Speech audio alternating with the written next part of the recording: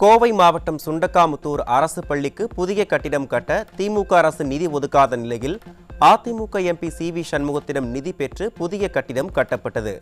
ஆட்சியில் இருந்தாலும் இல்லாவிட்டாலும் மக்கள் இன்றும் நம்புவது அதிமுகவைத்தான் என முன்னாள் அமைச்சர் எஸ்.பி. வேலுமணி பெருமிதம். ஸ்டாலின் ஆட்சியில் கஞ்சா, குட்கா, லாட்டரி விற்பனை அமோகமாக நடப்பதாக முன்னாள் அமைச்சர் தங்கமணி குற்றச்சாட்டு. திமுகவினரே குற்ற சம்பவங்களில் ஈடுபடுவதால் காவல்துறை நடவடிக்கை எடுக்காமல் இருப்பதாகவும் விமர்சனம். கஞ்சா வைக்கிறது திமுக, லாட்டரி டிக்கெட் வைக்க திமுக. இதை நான் சொல்லல, ராசிபுரம் நகரத்தில் நடந்த சம்பவத்தை சொல்கிறேன், உண்மை சம்பவத்தை சொல்கிறேன். ஏனென்று சொன்னால் நகர செயலாளரும் வார்டுடைய உறுப்பினர் மக்களுக்கு நீங்கள் வாக்களித்து அந்த வார்டில் கிச்ச வேண்டும், தண்ணீர் வசதி வேண்டும், குடித நீர் வசதி வேண்டும் என்றெல்லாம் வாக்களித்த மக்களுக்கு என்ன செய்து கொண்டிருக்கின்றார்கள்? லாட்டரி டிக்கெட் கொடுக்கின்றோம், கஞ்சா கொடுக்கின்றோம், போதைப் பொருள் கொடுக்கின்றோம் என்று சொல்லி இன்று அடித்துக் கொள்கிறார் என்று சொன்னால் எங்களுடைய ஆட்சி காலத்தில் இப்படி இருந்ததா? அப்படி எங்கள் இயக்கத்தில் யாராவது இப்படி ஒரு தவறு நடந்திருந்தால் அவர்கள் இயக்கத்தில் இருந்திருப்பார்களா? இன்னாரும் கட்சி விட்டு நீக்கி இருக்க மாட்டார்களா? அதுதான் அதிமுக வரலாறு. திமுக தவறு செய்வதற்கு தான் அங்கே பாதுகாப்பு.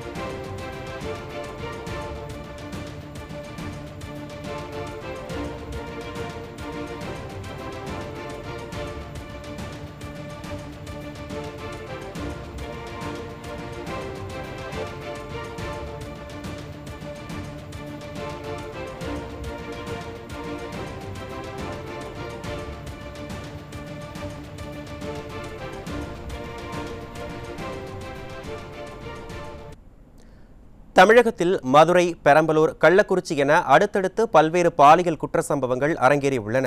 அதன் விவரங்களை நாம் பின்வரும் செய்தி தொகுப்பில் பார்க்கலாம். தொடர்ந்து தலைப்புச் செய்திகளை பார்க்கலாம். கடலூர் மாவட்டத்தில் 16 வயது சிறுமியை திருமணம் செய்து கர்ப்பமாக்கிய 25 வயது இளைஞர் போக்சோவில் சிக்கினார்.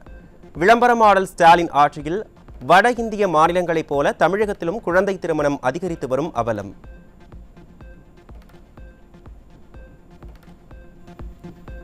பெரம்பலூர் அருகே தனியாக இருந்த 13 வயது சிறுமியிடம் பாலியல் ரீதியாக ஆபாசமாக பேசிய நபர் சிக்கினார். ஸ்டாலின் அரசின் அலட்சிய போக்கால் நாளுக்கு நாள் சிறுமிகளுக்கு எதிரான குற்ற சம்பவங்கள் அதிகரிக்கும் அவலம்.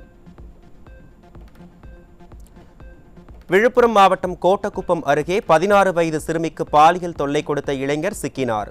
ஸ்டாலின் ஆட்சியில் நாளுக்கு நாள் போக்சோ வழக்குகள் அதிகரித்து வருவதால் பெண் குழந்தைகளை பெற்றவர்கள் அச்சம். சென்னை கோட்டூர்புரத்தில் பெண் குளிப்பதை வீடியோ எடுத்த காமுகன் சிக்கினான். தமிழகத்தில் அரங்கேறும் பாலியல் குற்றங்கள் குறித்து ஆட்சியாளர்கள் மௌனம் சாதிப்பதாலேயே மீண்டும் மீண்டும் குற்ற சம்பவங்கள் நடப்பதாக மக்கள் வேதனை.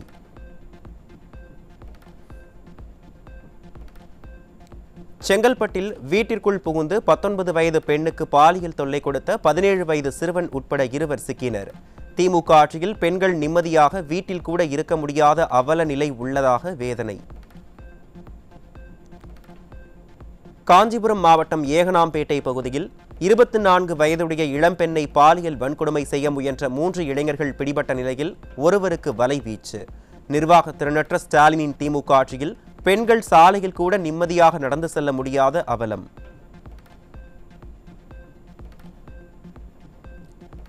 புதுக்கோட்டை மாவட்டம் விராலிமலை அருகே 17 வயது சிறுமியை திருமணம் செய்து கர்ப்பமாக்கிய விவகாரத்தில் கண் துடைப்பிற்காக 4 பேர் மீது வழக்கு பதிவு. குழந்தை திருமணங்களை தடுப்பதில் சமூக நலத்துறை மற்றும் காவல்துறை முறையாக செயல்படாமல் கும்பகர்ண தூக்கத்தில் இருப்பதே காரணம் என மக்கள் குற்றச்சாட்டு. விருதுநகர் மாவட்டம் சிவகாசி அருகே மாமியாரை மருமகன் கத்தியால் கழுத்தை அறுத்து கொலை செய்த அவலம். திறனற்ற திமுக ஆட்சியில் சட்டம் ஒழுங்கு சீர்கெட்டுள்ளதாக பொதுமக்கள் குற்றச்சாட்டு. செங்கல்பட்டு மாவட்டம் திருக்கழுக்குன்றம் அருகே மது போதையில் அடாவடி செய்தவர்கள் குறித்து புகார் கொடுத்த அதிமுக நிர்வாகி மீது தாக்குதல். புகார் கொடுத்தவரை பாதுகாக்க முடியாத ஸ்டாலின் அரசின் ஏவல் துறை குற்றவாளிகளை உடனே பிடிக்காதது ஏன் என மக்கள் கேள்வி. நீலகிரி மாவட்டம் ஊட்டி பேருந்து நிலையம் அருகே விற்பனைக்காக பதுக்கி வைத்திருந்த 10 லட்சம் ரூபாய் மதிப்புள்ள கஞ்சா உள்ளிட்ட போதைப் பொருள் சிக்கியது. ஸ்டாலின் ஆட்சியில் போதைப் பொருள் புழக்கம் அதிகரித்து இளைஞர்கள் சீரழிவதாக மக்கள் ஆதங்கம். கடலூர் மாவட்டம் புவனகிரியில் கஞ்சா விற்பனையில் ஈடுபட்ட 5 சிக்கினர். ஸ்டாலின் ஆட்சியில் பட்டி தொட்டி எங்கும் கஞ்சா விற்பனை நடப்பதாக மக்கள் வேதனை.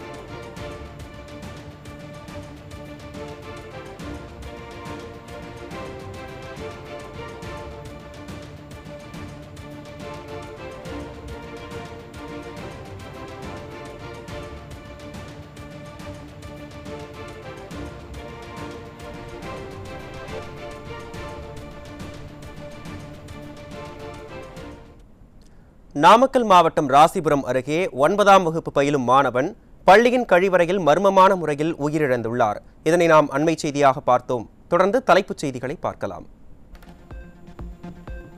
ராணிப்பேட்டை மாவட்டம் அரக்கோணத்தில் பள்ளி அருகே குட்கா உள்ளிட்ட போதைப்பொருள் விற்பனை நடைபெற்றது அம்பலம். ஸ்டாலின் ஆட்சியில் போதைப்பொருள் புழக்கம் மாணவர்களின் எதிர்காலத்தை சூனியமாக்குவதாக பெற்றோர்கள் வேதனை. கன்னியாகுமரி மாவட்டம் நாகர்கோவில் கேரளாவில் இருந்து மெத்தபெட்டமைன் போதைப் பொருள் கடத்தி வந்த நபர் சிக்கினார். கேரளாவில் இருந்து குப்பைகள், மருத்துவ கழிவுகளை தொடர்ந்து போதைப் பொருட்களும் தமிழகத்திற்கு கடத்தப்படும் அவலம். பொய் வாக்குறுதிகள் கொடுத்து ஆட்சிக்கு வந்த திமுகவிற்கு சரியான பாடத்தை கற்றுக் கொடுப்போம் என அரசு ஊழியர்கள் மற்றும் ஆசிரியர்கள் ஆவேசம். தேர்தல் நேரத்தில் ஸ்டாலின் இனிக்க இனிக்க பேசிய காட்சிகளை சமூக வலைதளங்களில் வெளியிட்டு விமர்சனம் செய்யும் அரசு ஊழியர்கள்.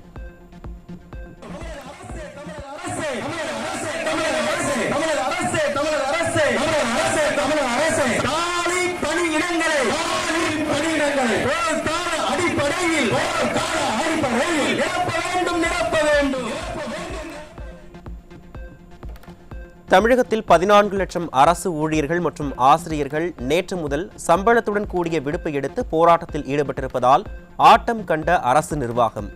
பொதுத் தேர்வுக்கான மாணவர்கள் தயாராகி வரும் நிலையில் ஸ்டாலின் அரசின் ஆணவத்தால் கேள்விக்குறியாகியிருக்கும் ஏழை எளிய மாணவர்களின் எதிர்காலம். 200 வெல்வோம் என தம்பட்டமடிக்கும் திமுக 2026 தேர்தலில் 14 லட்சம் அரசு ஊழியர்கள் மற்றும் அவரது குடும்பத்தினரின் வாக்குகளை இழக்கும் என அரசு ஊழியர்கள் திட்டவட்டம். கடந்த 2021ஆம் ஆண்டில் வெறும் 20 லட்சம் வாக்குகள் வித்தியாசத்தில் தட்டு தடுமாறி ஆட்சியை பிடித்த ஸ்டாலின் 2026 தேர்தலின் தொடக்கத்திலேயே சுமார் 30 லட்சம் வாக்குகளை இழப்பார் என அரசியல் நோக்கர்கள் கருத்து.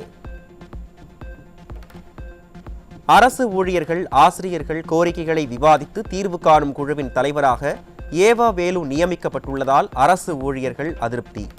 அவரது சொந்த மாவட்டத்தில் 600 நாட்களாக நடைபெற்று வரும் மேல்மா விவசாயிகள் போராட்டத்துக்கும் சாம்சங் தொழிலாளர்கள் போராட்டத்துக்கும் தீர்வு காணாதவர் எங்களுக்கு எப்படி தீர்வு சொல்வார் என கேள்வி. இஸ்லாமிய சமூக தலைவர்கள் ஜமாத்களை ஒருங்கிணைக்கும் முயற்சி நடப்பதாகவும் சிறுபான்மை மக்களை ஏமாற்றும் ஸ்டாலின் அரசுக்கு பாடம் புகட்ட முடிவு செய்திருப்பதாகவும் தகவல்.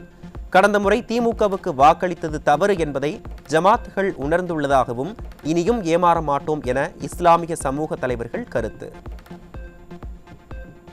அதிமுக சாதனைகளுக்கு ஸ்டிக்கர் ஒட்டி வந்த ஸ்டாலின் அரசு இப்போது தனியார் நிறுவனம் உருவாக்கிய அதிநவீன தரவு மையத்திற்கும் ஸ்டிக்கர் ஒட்டியுள்ளது. 4 ஆண்டுகளாக நல்ல திட்டங்களை உருவாக்காமல் தேர்தல் நெருங்குவதால் திரும்பிய பக்கமெல்லாம் ஸ்டிக்கர் ஒட்டுகிறது திராவிட மாடல். கஜானாவை நிரப்பும் நோக்கில் ஸ்டாலின் அரசு நில வழிகாட்டி மதிப்பீட்டை 30% உயர்த்தியுள்ளதால் மக்கள் வணிக நிறுவனங்கள் கூடுதல் வரி செலுத்த வேண்டிய அவல நிலை. மக்கள் மீது சுமையை ஏற்றிவிட்டு உள்ளாட்சியில் தரம் உயர்ந்ததாக அரசு தம்பட்டமடிக்கும் நிலையில் சாலை உள்ளிட்ட அடிப்படை வசதிகள் கூட தரமாக இல்லை என மக்கள் வேதனை. அதிமுக ஆட்சியில் மின்மிகை மாநிலமாக இருந்த தமிழகத்தை 4 ஆண்டுகளில் மின் பற்றாக்குறை மாநிலமாக மாற்றிய திராவிட மாடல். கோடையில் மின் தேவையை பூர்த்தி செய்ய மைனாரிட்டி பாஜக அரசிடம் 3000 மெகாவாட் மின்சாரம் கேட்டு கையேந்தும் ஸ்டாலின் அரசு. சென்னையில் கைது செய்யப்பட்ட பயங்கரவாத அமைப்பின் மாநில தலைவர் அல்பாசித் பல இளைஞர்களை மூளைச்சலவை செய்திருப்பதாக தகவல். தமிழகத்தில் பயங்கரவாதம் மற்றும் நக்சல் இயக்கங்கள் வேரூன்றும் அபாயம் இருக்கும் நிலையில் மாநில உளவுத்துறை உறக்கம் கலைக்க வேண்டும் என மக்கள் கோரிக்கை. கரும்பு சாகுபடி பரப்பு குறைந்து வருவதால் நடவு பணிக்கு மானியமாக ஏக்கருக்கு 15,000 ரூபாய் வழங்க வேண்டும் என வேளாண் பட்ஜெட் கருத்து கேட்பு கூட்டத்தில் விவசாயிகள் கோரிக்கை. நானும் டெல்டாக்காரன் என தம்பட்டமடிக்கும் திராவிட மாடல் முதல்வர் வேளாண் பட்ஜெட்டில் கோரிக்கையை நிறைவேற்றுவாரா என மக்கள் கேள்வி. ராமநாதபுரம் மாவட்டம் புல்லூர் கிராமத்தில் உள்ள சிவன் கோவிலில் பல்வேறு முறைகேடுகள் நடப்பதாக பக்தர்கள் வேதனை. முறைகேடுகள் குறித்து புகார் அளிப்பவர்களை குண்டாஸ் போடுவேன் என இந்து சமய அறநிலையத்துறை அதிகாரிகள் மிரட்டுவதாக குற்றச்சாட்டு.